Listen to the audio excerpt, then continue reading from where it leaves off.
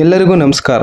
Powder ಎಂದರೆ ಸಿನಿಮಾದ ಹೆಸರು. ಈ ಪೌಡರ್ ಮಕ್ಕಳಿಗೆ ಬಳಸುವ ಜಾನ್ಸನ್ ಪೌಡರ್ ಅಲ್ಲ. ಹುಡುಗರು ಹುಡುಗಿಯರನ್ನು ಪಟಾಯಿಸುವುದಕ್ಕೆ ಮುಖಕ್ಕೆ ಹಚ್ಚುವ ಪಾಂಡ್ಸ್ ಪೌಡರೂ ಅಲ್ಲ. ಇದು ದಿಗಂತ್ ನಟನೆಯ ಪೌಡರ್ ಸಿನಿಮಾ. ಎರಡು ಬ್ಯಾಕ್ ಟು ಬ್ಯಾಕ್ ಸಿನಿಮಾಗಳ ಮೂಲಕ ಕನ್ನಡ ಚಿತ್ರರಂಗಕ್ಕೆ ಮರುಜೀವ ಕೊಟ್ಟಿದ್ದ ಭೀಮಾ ಮತ್ತು ಕೃಷ್ಣ ಪ್ರಣಯ ಸಿಕ್ಕಿ ನಂತರ ಕನ್ನಡ ಚಿತ್ರರಂಗದಲ್ಲಿ ಮತ್ತೊಂದು ಸಿನಿಮಾ ಅದೃಷ್ಟ ಪರೀಕ್ಷೆಗೆ ಇಳಿದಿದೆ. ಅದುವೇ ಪೌಡರ್. ನಿಮ್ಗೆ ನೆನಪಿದೆಯೇ? ಸುಮಾರು 6 ವರ್ಷಗಳ ಹಿಂದೆ ನವೀನ್ ಶಂಕರ್ ಅಭಿನಯದ ಮಾಸ್ಟರ್ ಕ್ಲಾಸ್ ಸಿನಿಮಾ ಗುಲ್ಟು ಮೂವಿಯನ್ನು ನಿರ್ದೇಶನ ಮಾಡಿದ್ದ ಜನಾರ್ದನ್ ಚಿಕ್ಕಣ್ಣ ಈ ಸಿನಿಮಾಕ್ಕೆ ಆಕ್ಷನ್ ಕಟ್ ಹೇಳಿದ್ದಾರೆ. ದಿಗಂತ್, ಧನ್ಯ ರಾಮ್ಕುಮಾರ್, ಶರ್ಮಿಳಾ ಮಾಂಡ್ರೆ, ರಂಗಾಯಣ ರಘು, ಗೋಪಾಲ್ ದೇಶಪಾಂಡೆ ಈ ಸಿನಿಮಾದ ಪ್ರಮುಖ ಪಾತ್ರಗಳಲ್ಲಿ ಕಾಣಿಸಿಕೊಂಡಿದ್ದಾರೆ. ಈ ಸಿನಿಮಾ ರೆಗ್ಯುಲರ್ ಫಾರ್ಮ್ಯಾಟ್ ಗಿಂತ ಸ್ವಲ್ಪ ವಿಭಿನ್ನವಾಗಿಯೇ ಇದೆ. ಯುವಕರನ್ನು ದೃಷ್ಟಿಯಲ್ಲಿ ಇಟ್ಟುಕೊಂಡು ಮಾಡಿರುವ ಸಿನಿಮಾನೇ ಈ ಪೌಡರ್. ಇನ್ನು ಪೌಡರ್ ಕತೆ ವಿಚಾರಕ್ಕೆ ಬಂದರೆ, ನವರಸ ನಾಯಕ ಜಗ್ಗೇಶ್ ಪಾತ್ರಗಳ ಪರಿಚಯ ಮಾಡಿಕೊಡುವುದರಿಂದ ಪೌಡರ್ ಸಿನಿಮಾದ ಕತೆ ಆರಂಭ ಆಗುತ್ತೆ. ದಿಗಂತ್ ಅಂದರೆ ಸೂರ್ಯ, ಸೂಪರ್ ಮಾರ್ಕೆಟ್ ನಲ್ಲಿ ಕೆಲಸ ಮಾಡುವ ಹುಡುಗ.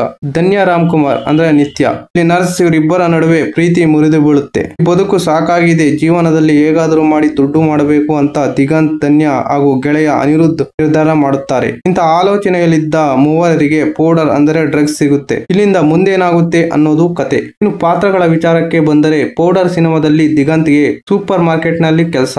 ನರ್ಸ್ ಪಾತ್ರದಲ್ಲಿ ಧನ್ಯ ರಾಮ್ಕುಮಾರ್ ಇದ್ದಾರೆ. Sharmila Mandre makeup artist. ಇವರು ಮೇಕಪ್ ಮಲ್ಲಿಕಾ ಅಂತ ಫೇಮಸ್. ಹಾಗೆ ರಂಗಾಯಣ ರಘು ಹಾಗೂ ಗೋಪಾಲ್ ದೇಶಪಾಂಡೆ ಇಬ್ಬರು ಡ್ರಗ್ ಡೀಲರ್ ಗಳಾಗಿ ಕಾಣಿಸಿಕೊಂಡಿದ್ದಾರೆ. ನಾಗಭೂಷಣ್ ಈ ಸಿನಿಮಾದಲ್ಲಿ ಪ್ರಮುಖ ಹಂತದಲ್ಲಿ ಬಂದು ಟ್ವಿಸ್ಟ್ ಕೊಡುತ್ತಾರೆ. ಹಾಸ್ಯ ಪಾತ್ರದಲ್ಲಿ ರವಿಶಂಕರ್ ಕೂಡ ನಟನೆ ಮಾಡಿದ್ದಾರೆ. ಇನ್ನು ಪೌಡರ್ ಸಿನಿಮಾದ ಪ್ಲಸ್ ಪಾಯಿಂಟ್ಸ್ ನೋಡೋದಾದ್ರೆ, ಈ ಸಿನಿಮಾದಲ್ಲಿ ಬರುವ ಎಲ್ಲಾ ಕಲಾವಿದರ ನಟನೆಯೂ ಇಷ್ಟ ಆಗುತ್ತೆ. ನಮಗೆ ಕೊಟ್ಟಿರುವ ಪಾತ್ರಗಳ ಮೂಲಕ ಎಲ್ಲರ ಗಮನ ಸೆಳೆಯುತ್ತಾರೆ. ಈ ಸಿನಿಮಾದಲ್ಲಿ ಲಾಜಿಕ್ ಗಿಂತ ಹೆಚ್ಚಾಗಿ ಪ್ರೇಕ್ಷಕರನ್ನು ನಗಿಸಬೇಕು ಅಂತ ಹೆಚ್ಚು ಶ್ರಮ ಹಾಕಿದಂತೆ ಕಾಣುತ್ತದೆ.